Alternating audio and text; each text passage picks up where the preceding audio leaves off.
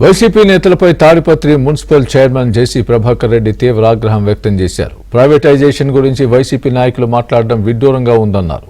YCP వాళ్ళు ఇష్టం వచ్చినట్లు మాట్లాడితే చూస్తూ ఊరుకోవాలా అని ప్రశ్నించారు. సీఎం చంద్రబాబు మంచి వ్యక్తి కాబట్టే వైసీపీ నాయకులు తోచినట్లు మాట్లాడుతున్నారని అన్నారు. కేతిరెడ్డి వెంకటరెడ్డి నోరు అదుపులో పెట్టుకోవాలన్నారు.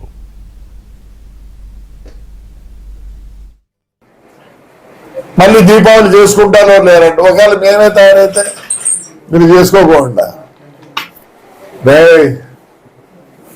5 ఏళ్ళు బయటికి పోనీలేదురా మమ్మల్ని. ఆ చదవనాడు మరి ఏమన్నా మరి వద్దు మనకు అనుకుంటానా లేదా నిజంగా చేతకంటానమో ఏమో నాకు అర్థం కానివ్వలేదు. పేరు నాని మాట్లాడితే ఇష్టం వచ్చినట్లు. మరి బియ్యంది మాకు వచ్చిందా మీకు వచ్చిందంటే